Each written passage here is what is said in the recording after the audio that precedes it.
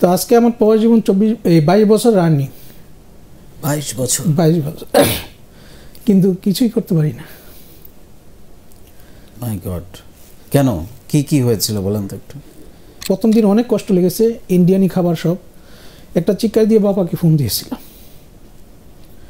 বাবাকে থাক সব ঠিক হয়ে যাবে।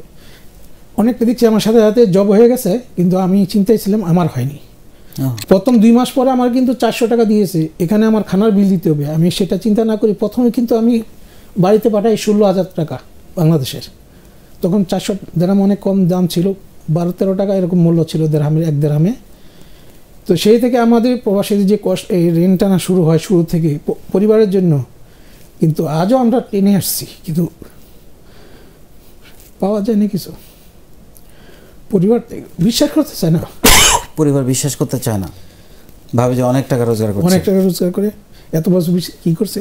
যখন আমার এই পরিবার যখন আরেকটা হয়, যখন সংসার জীবন হয়, তখন বেশি কষ্ট আসে। তারা মনে করে যে শ্বশুরবাড়িতে সবাই দিয়ে দেয়, আর শ্বশুরবাড়ির পক্ষে তো মনে করে আমি বাপ মাকে দিয়ে দিচ্ছি। আসলে আমি এখানে কিভাবে কামাই করি সেটা জানেন না, বলতে গেলে শরম নাই। যেহেতু আমি কাজ করেছি, ক্লিনার কাজ, পাশাপাশি পাবলিক টয়লেটও সার্ভ করেছি। তার আগে একটু মৃধা ভাই এর কাছে যেতে চাই। আপনার যাবার আগের গল্পটা একটু শুনতে চাই, কিভাবে গেলেন, কোন প্রেক্ষাপটে গেলেন, এবং সেখানে গিয়ে লাইফটা কেমন ছিল শুরুর দিকের। অসংখ্য ধন্যবাদ প্রিয় স্যার আমাকে এখানে ইনভাইট করার জন্য। সর্বপ্রথমে আমি সকল প্রবাসীদের পক্ষ থেকে আপনাকে সেলুট জানাই এবং ধন্যবাদ এবং কৃতজ্ঞতা জানাই, এবং আমার জেলা নরসিংদীর পক্ষ থেকে এবং আমার দুবাই টিমের পক্ষ থেকে আপনাকে ধন্যবাদ এবং কৃতজ্ঞতা জানাই। এবং আবারও আপনাকে আমন্ত্রণ জানাই আমি আমার এখান থেকে, যেহেতু আমি এখন দেশে আছি, আপনি নিশ্চয়ই তারিখ নির্ধারিত করে ফেলছেন আমাদের দুবাইতে আপনি যাচ্ছেন, সেখানে আমাদের 17 তারিখে আমাদের সেই প্রোগ্রামটি হবে। তো প্রবাসীদেরকে কেউ নিয়ে ভাবে না, একমাত্র আপনি আমাদের প্রবাসীদেরকে নিয়ে ভাবেন, চিন্তা ভাবনা করেন। আমরা প্রবাসীরা আমরা মনে করতাম আমরা রেমিটেন্স যোদ্ধা, কিন্তু আপনি আমাদেরকে দিয়েছেন, আপনি দেশের একজন অক্সিজেন হিসাবে আপনি আমাদেরকে সেই আখ্যা দিয়েছেন। তো আসলে কেউ ভাবেন আমাদের প্রবাসীদেরকে নিয়ে, সবাই প্রবাসীদের থেকে দিতে চায় না, দেয় শুধু কষ্ট। আমার শুরুটা ছিল লেখাপড়ার অবস্থায় আমি যাই, আমি মাদ্রাসা লাইন লেখাপড়া করি। আমার লেখাপড়া শেষ হয়নি, আমার 2 বছর বাকি ছিল আমার মাস্টার শেষ হতে। আমার ঢাকায় উত্তরে আমার লাস্ট লেখাপড়া ছিল। তখন জানতে পারি, যেহেতু আমার পরিবারে আমি একমাত্র বড় সন্তান, আমার 6 ভাই 2 বোন, এই বোন শুধু একজন বড়, আর আমি ভাইদের মাঝে সবার বড়। তো এইসব এই পরিবারের দিকে একটু সাপোর্টের জন্যই আমি বিশেষ একটু আগ্রহ হই বেশি। তো আজকে আমার প্রবাস জীবন 22 বছর রানিং। 22 বছর কিন্তু কিছুই করতে পারি না। মাই গড, কেন? কি হয়েছিল বলেন তো একটু।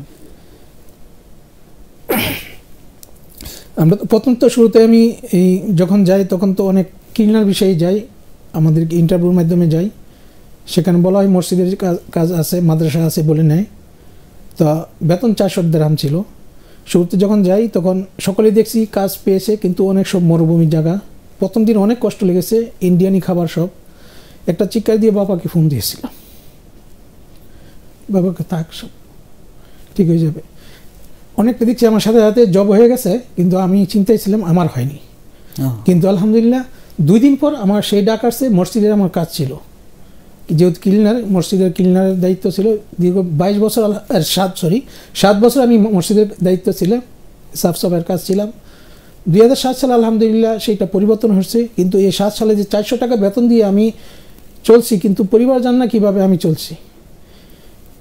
প্রথম 2 মাস পরে আমার কিন্তু 400 টাকা দিয়েছে, এখানে আমার খানার বিল দিতে হবে। আমি সেটা চিন্তা না করি প্রথমে কিন্তু আমি বাড়িতে পাঠাই 16,000 টাকা বাংলাদেশের। তখন 400 দেরহাম অনেক কম দাম ছিল, 12-13 টাকা এরকম মূল্য ছিল দেরহামের, 1 দেরহামে। তো সেই থেকে আমাদের প্রবাসীর যে কষ্ট, এই ঋণ টানা শুরু হয় শুরু থেকে পরিবারের জন্য। কিন্তু আজও আমরা টেনে আসছি, কিন্তু পাওয়া যায় না কিছু।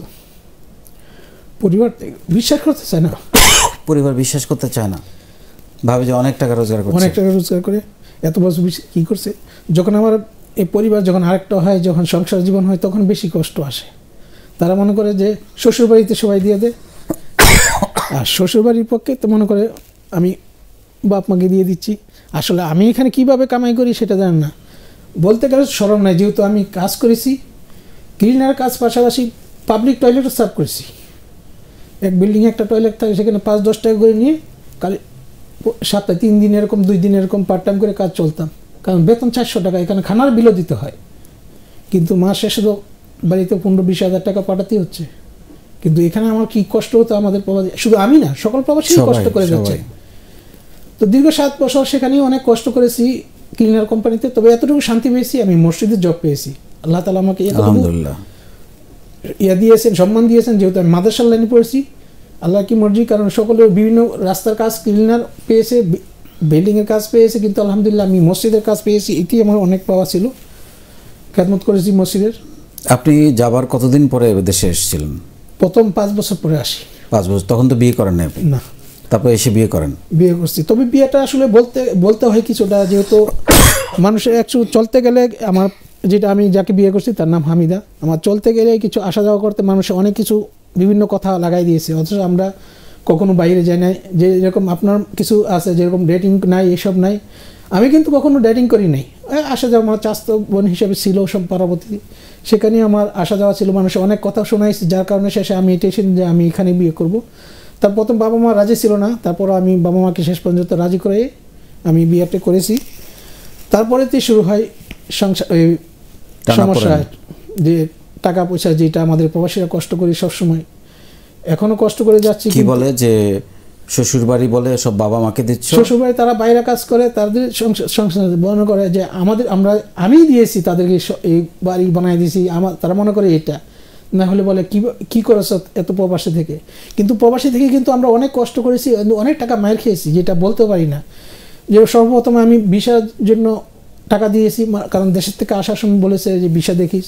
তো এইসব চিন্তা করে ভিসা নিয়েছিলাম, কিন্তু সেটা জাল ভিসা হয়েছে, পরে জানতে পারি যখন টাকা পয়সা সব দিয়েছি। 4টা বিষয়ে আমি প্রথম মার খাই। ও মাই গড! তখন আমি দেশ থেকে, ওইখান থেকেও টাকা পেমেন্ট করেছি, দেশ থেকেও, কিন্তু যা টাকা পেয়েছি কিন্তু আমি বাবার হাতেই দিয়েছি। 1,10,000 করে 10,000 করে নিয়েছিলাম সন্ধ্যা বাবার। না, আপনার এই কথাটা আমার মনটা খুব খারাপ হয়ে গেছে।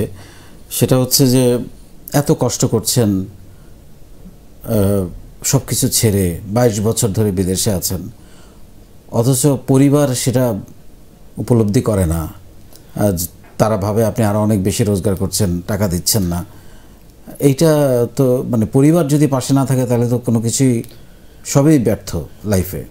এটা শুধু আমি প্রবাসী এখানে, অনেক প্রবাসী আছে যারা ভিতরে কান্দে, অন্তর যারা প্রকাশ করতে না, পরিবারের বিষয়ে কার কাছে বলবে, কারণ শেষে কিছু পাই নাই, শেষে খালি হাতে বাসা থেকে, নিজের বাড়ি থেকে বাইরে থাকতে হয়, কারণ সব শেষ। এই 22 বছরে রোজগার করে কি করেছেন? দেশে কোনো কিছু করেছেন? দেশে করতে চেয়েছিলাম, কিন্তু তখন আপনার গ্রুপে আসি নাই।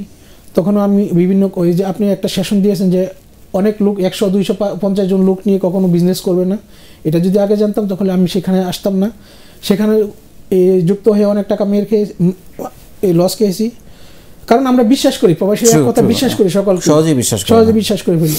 তারপরে এরকম আরেকটা কোম্পানিকে দিয়েছি, তারপর সেই কোম্পানিটা আছে এখন, কিন্তু লাভের দিক নেই।